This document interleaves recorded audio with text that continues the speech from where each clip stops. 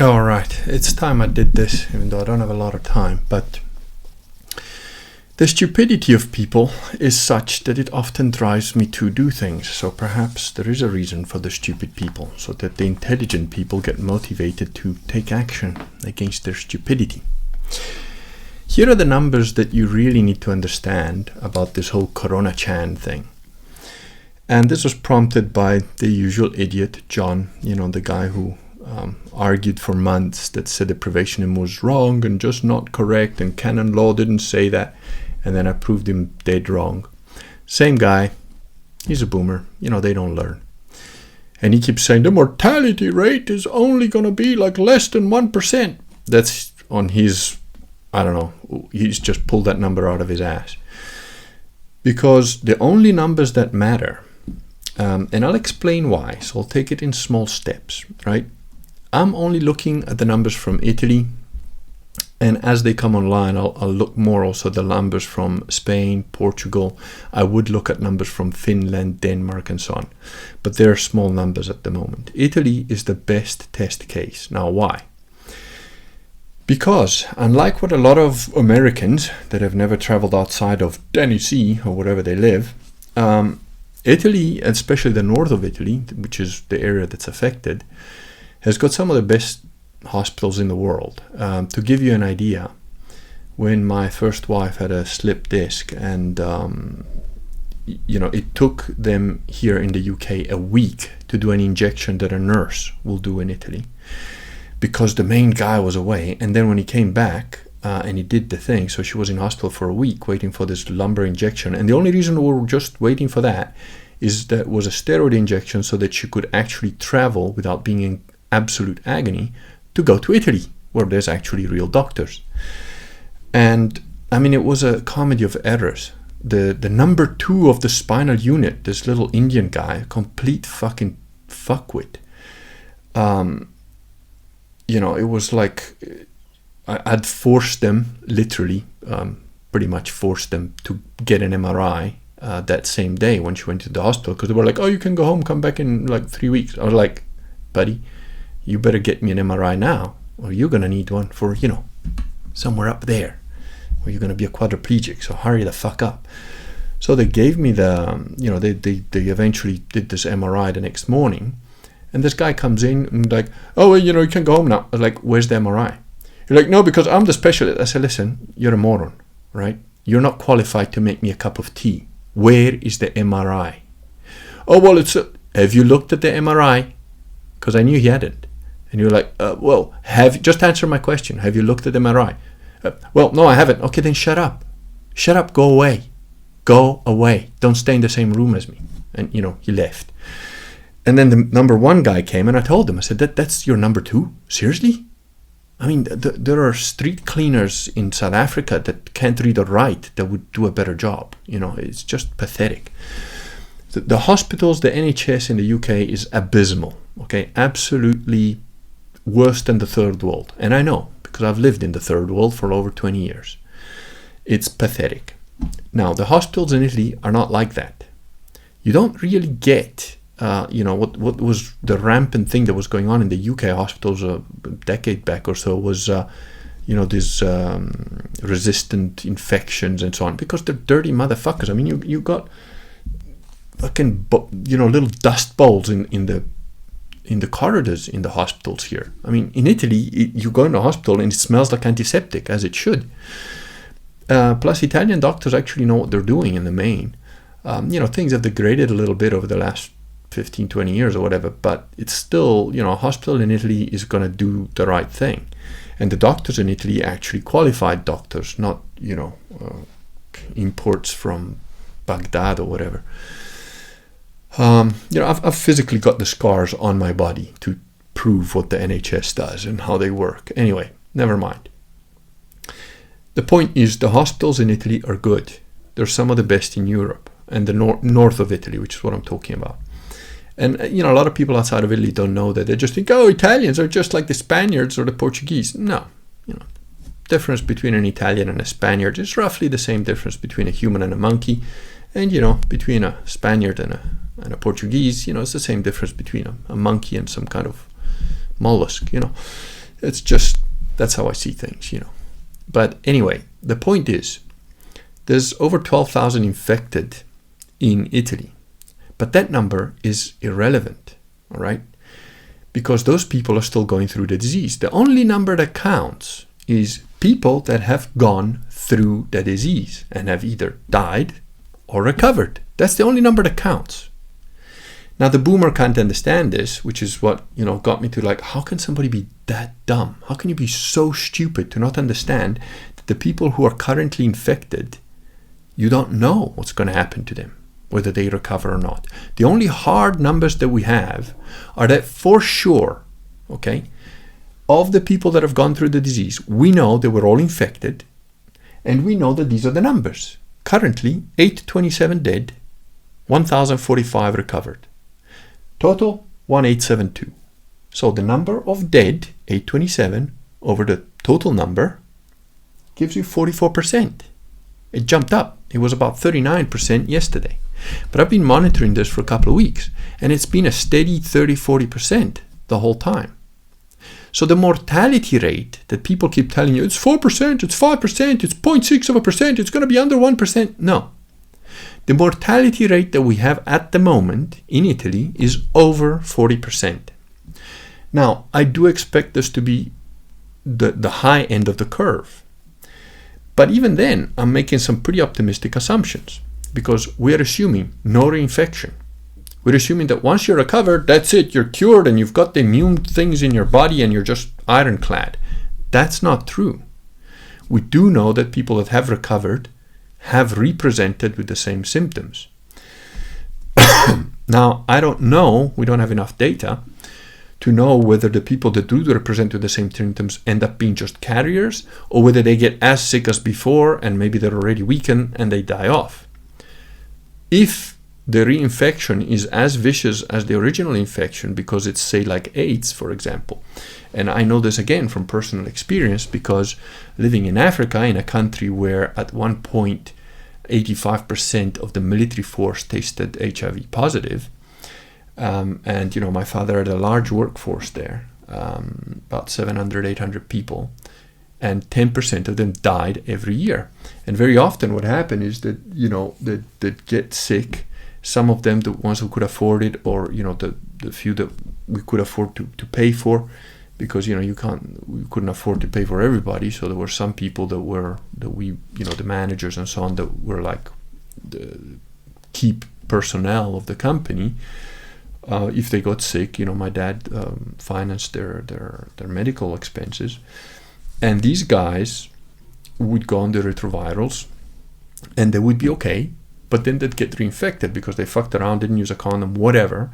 And when they got reinfected, the second strain would wipe them out within weeks. I mean, I'm one of the few people, my brother, myself, we can actually spot somebody that's got HIV. You know, we can just look at them and we know, he's got it.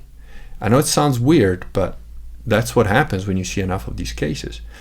And then they take the retrovirals. If they don't get reinfected, they're okay. But if they get reinfected, it mutates, it becomes a different form. The retroviral they're using doesn't work, and they either have to try a different retroviral very quickly, or they're very quickly wiped out. This could be a similar thing. So the reinfection, we don't know the deadliness of that. And I'm assuming, for the purposes of this exercise, that it's zero. I'm also assuming that the infrastructure collapsing doesn't matter. And of course, we do know it matters. We know that the hospitals in Italy right now are overloaded because 12,000 sick people in hospital beds is untenable, you know, and it's going to be 20,000, 30,000, 50,000, who knows. So the infrastructure is going to collapse. And it's not just the hospital infrastructure. It's going to be Italy has now closed down every shop that is not a pharmacy or food. So there's no business activity going on. I've received mail, because I work also for some people in Italy, where they're saying they've shut down their factories. They're still supplying materials to overseas, but on a reduced basis. They're accepting no visitors to their sites or to their quarries and so on. You know, And that's a pretty serious thing. This is an ongoing concern, ongoing business. And they're like, no, stay at home unless you're key personnel. We know what we're doing internally, but we're asking you, don't come to our offices, don't come to our sites. We will keep furnishing you with the materials that we promised and so on, but we're still going to turn over, but we're working on a skeleton crew and we're taking precautions, blah, blah, blah. It's a serious thing, right? They're shutting down the whole country. And they're right to do so. Because on these numbers, that, it's, I'll get to another part that I want to discuss. But anyway, so there's three things I'm ignoring. The reinfection rate, the collapsing infrastructure, and the fact that potentially, it's just that the younger people take longer to die. So I'm sort of half ignoring that. I'm ignoring that and saying, well, this is a high number because the weak die first, they die quickly, and that's why it's looking so bad. So I expect this to be the high-end number. But it's been steadily climbing, by the way. As time goes by, it started out at 20%, 30%, 36, 39, 44 today. So it's not going the right way. But never mind. Let's assume that's the high-end number, right? And we've ignored all these other things. Are we out by a factor of 10 here? No, we're not. 2,000 cases is enough of a sample to have a pretty rough idea of what's going on. And here's the point that a lot of people don't get. A disease is fractal. It's fractal. So if out of 2,000 people, 44% die, that's a pretty good indicator that, around 40% of people that catch the disease are likely to die. Now, I'm being optimistic and I'm saying no, because, the sick, the infirm, the old, they die quickly. Anybody over 80 or whatever dies first and blah, blah, blah. Yeah, all of that. I agree with all of that. But what I'm saying is that if this mortality rate ends up being under 10%, I think we're lucky. I think we're lucky if it ends up under 10%. Because by all these indicators, my gut feel is going to be around 20. Again, ignoring the reinfection rate and what that does. There's another thing. Italy was one of the first countries in the West to completely shut down, tell people not to travel. You haven't got me yet, Corona-chan. And shutting things down. And again, people think, oh, the Italians are panicking. They're just overreacting. They wave their hands a lot. No, you fucking morons. One thing that people don't understand, and they really don't, because, it's the old Anglo-Saxon, the Italians switched sides and they were useless in the war and, they're not great fighters and whatever. Italians are abysmal at anything, organizing anything. And an army, a military is an organization. It's a giant logistics issue. It's a giant human sort of issue. That's why the Teutonic races do well. The Germans do well as soldiers because, they're pretty dumb. They don't have an imagination and they do as they're told, which is what you want. The average Italian has got 15 opinions in his own head and he's arguing with himself half the time. You put 3 Italians in a trench, you've got 45 arguments, Plus, this guy comes from the south, that guy doesn't, he's married my sister, so I'm going to give him the food and not you, and fuck you, I'm giving you the shit ammunition. It's a mess. It's absolute fucking mess. But on an individual basis and in small coherent groups that have worked together, the Italians are second to none. Which is why you have the imagination of the fashion, of the architecture, all that stuff, all the art and whatever. Italy is a living museum, okay? But it's not just that. It's in matters of security, which again, people say, the Italian security is abysmal, it's wrong. Well, let me tell you, I've been in security pretty much all my life, okay? I've worked as an armed bodyguard, I've been a security consultant, I've seen all sorts of crap that most human beings will never get to see, thank God. And the public security concerns of the Italians is way above any other government that I've seen, with a possible exception of Kazakhstan, which is an almost quasi-military state. But again, in Kazakhstan as well, the soldiers operate in groups of 3. which is the minimum number that you want to operate and be effective. And in Kazakhstan, they stand in a formation back to back, so that they've got like 360-degree view. It's okay, but it's stationary.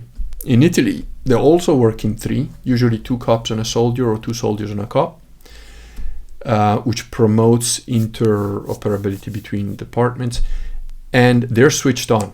Listen, I spent some time in Venice, all right? I lived there for a bit. I was traveling around. I spent some time in Kazakhstan. I know America pretty well. I know the UK very well, and I've been to many other countries.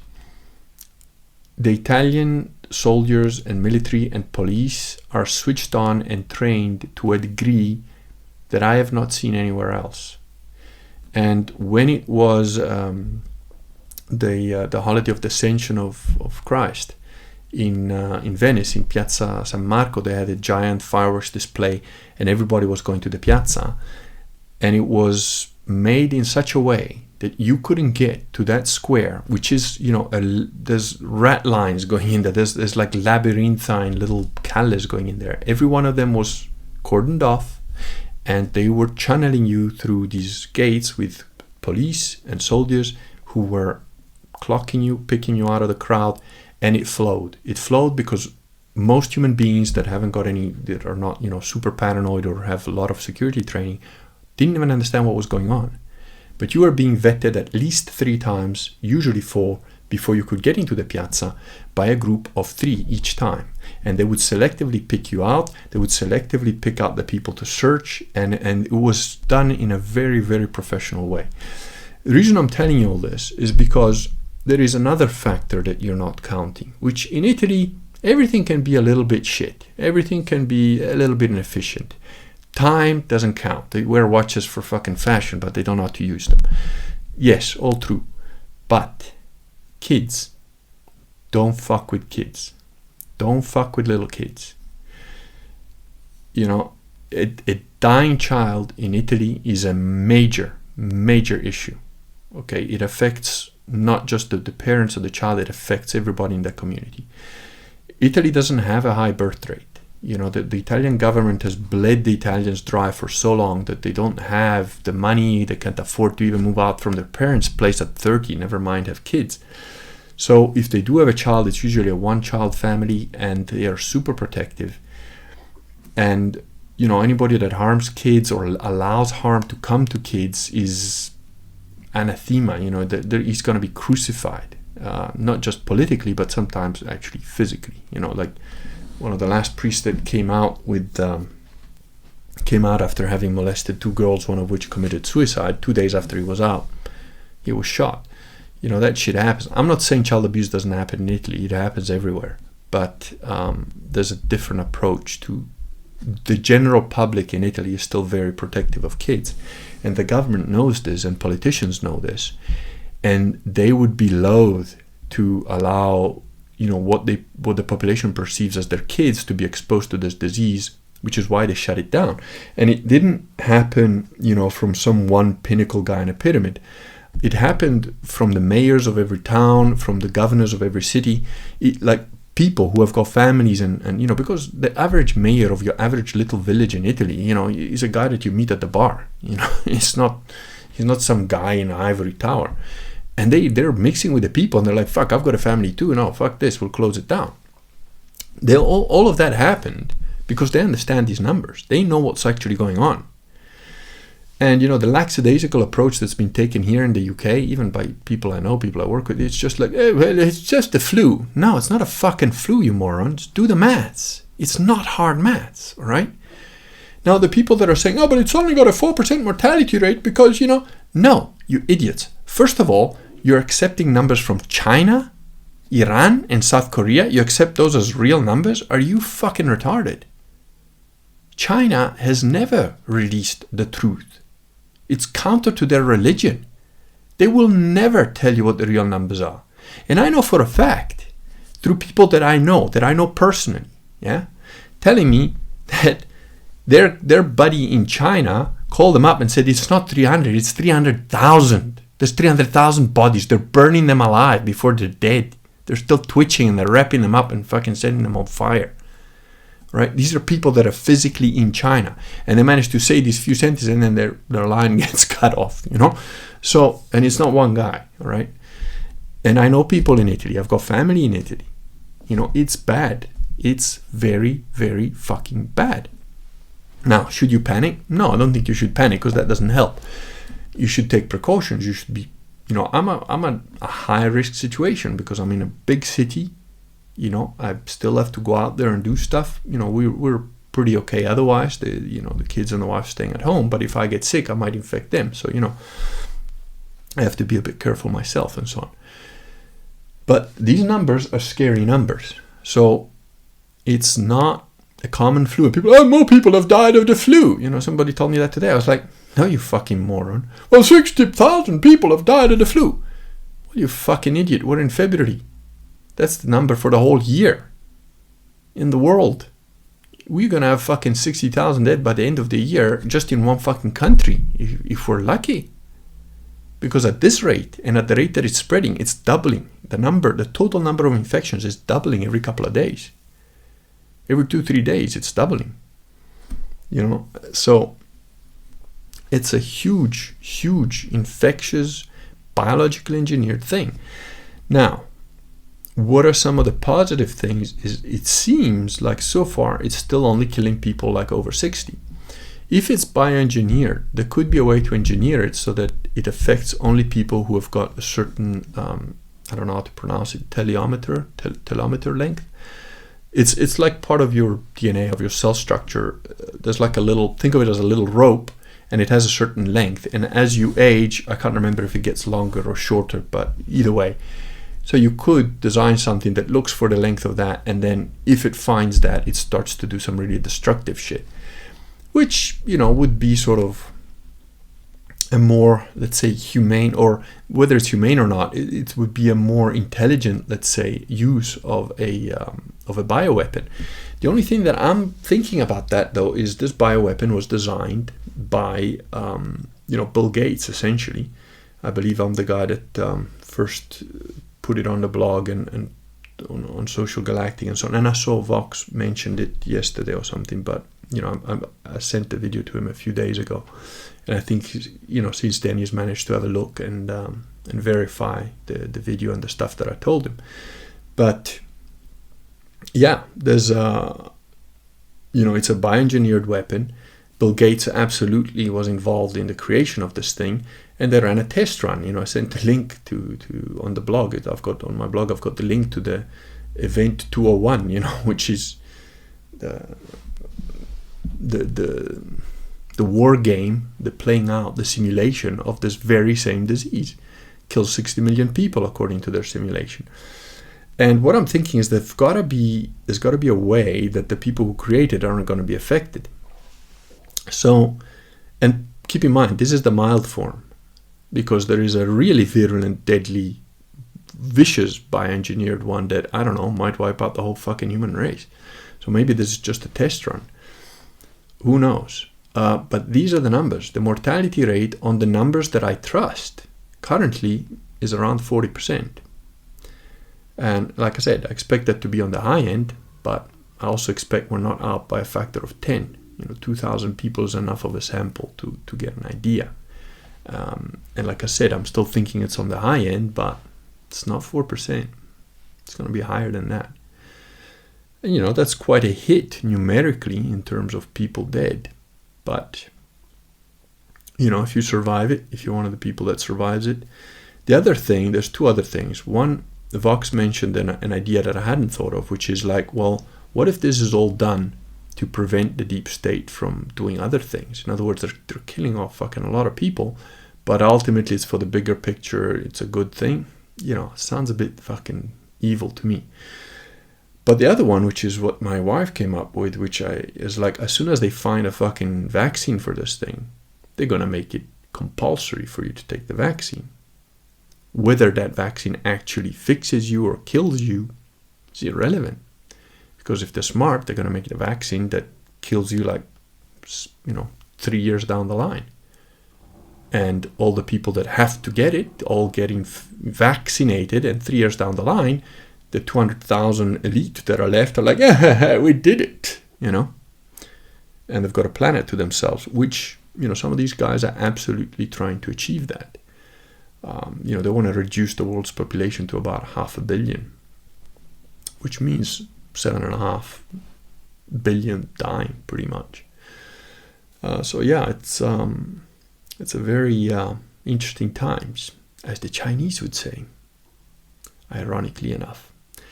So anyway, there you go. That's the numbers. Don't get frightened. Don't get all nightmares and shit now. But, you know, be cautious, take precautions, and do what you can. And if you can go off to the country and be in a rural area with no people around you, even better. I don't know enough to know whether there is an immunity that you can develop to this thing, whether it automatically has it built in for certain people. Another theory that I had is, I wonder if this affects blonde-haired, blue-eyed people to the same degree that it affects, you know, Asians or Oriental people. I wonder if it affects Africans to the same degree that it affects Caucasians or you know, the yellow people, whatever you want to call them, or Orientals. I call them Orientals, but it's offensive. Well, they're in the fucking Orient, so, you know, get offended. I don't give a shit. Asians, whatever you want to call them. And, you know, plus China is not known for, I mean, you've got satellite pictures showing that the pollution levels have dramatically dropped. And you're telling me what, like, you know, isolating a few 100,000 people in a population of almost 2 billion is going to do that? No. It's fucking up the whole country, you know. It's like, how are you not seeing this? This thing is not got a 3-4% mortality rate. It's got a lot higher than that. So you know what? I hope I'm absolutely wrong. I really do. But unfortunately, I'm not often wrong. So, like I said, be careful. Right, that's it for your nightmare tonight. Good night.